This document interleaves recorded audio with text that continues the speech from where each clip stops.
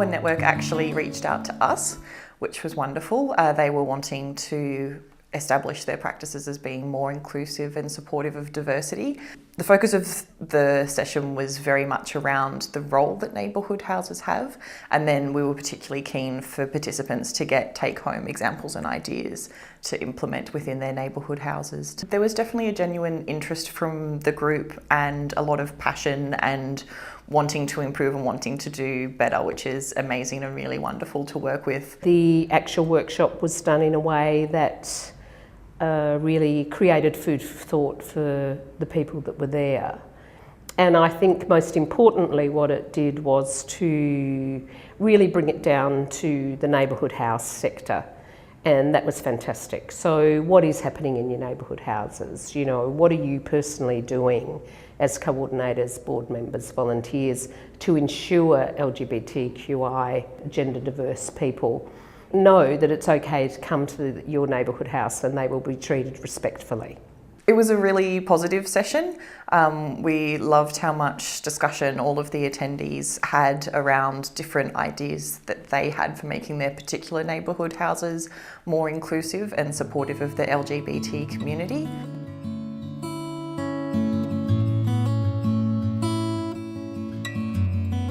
We gave an overview of gender and sexuality and also looked at some of the experiences that people in the LGBT community have. LGBTI people in the community disproportionately experience incidents of discrimination, harassment and violence.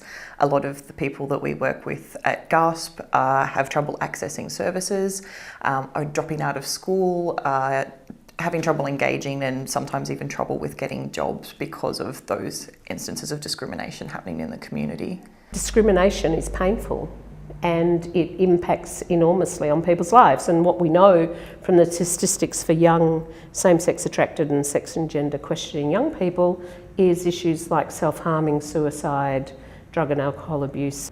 And so we have a responsibility to do something about that, and neighbourhood houses is a great place to be able to do that. Neighbourhood houses are there to serve the community and help the community with their needs. And because LGBT people are a part of the community and are a particularly vulnerable part of the community, which is a really important role that neighbourhood houses also have with making those connections with people and introducing them to educational opportunities, helping them build their capacity and helping them to connect back in with their community. Neighbourhood houses have a really important role in affirming people's identities.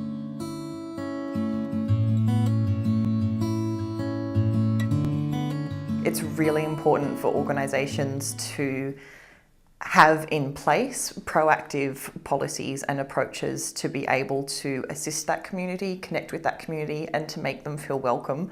Steps that participants at the training talked about that they could take and potentially implement in their neighbourhood houses varied from celebrating particular days that are celebrated by the LGBTI community, such as Idaho Day, which is International Day Against Homophobia and Transphobia, looking at the policies of the particular houses to make sure that discrimination against people based on their gender and sexuality is clearly explained as being unacceptable and it's not just implied, making sure their forms are inclusive and affirming of people's gender and their relationships, and using just the correct language often to affirm someone's identity. You're doing all of organisational cultural change around how you engage with people, so that the language you use, the attitudes you have, the values that are reflected in your house are made public, are embedded into your documents, and they're embedded into your work practice. One of the ideas that participants took away was the idea of them being role models within their neighbourhood houses.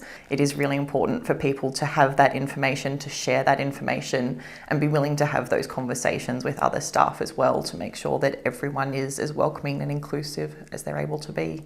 That's what it comes down to at the end of the day, is that it's about respect.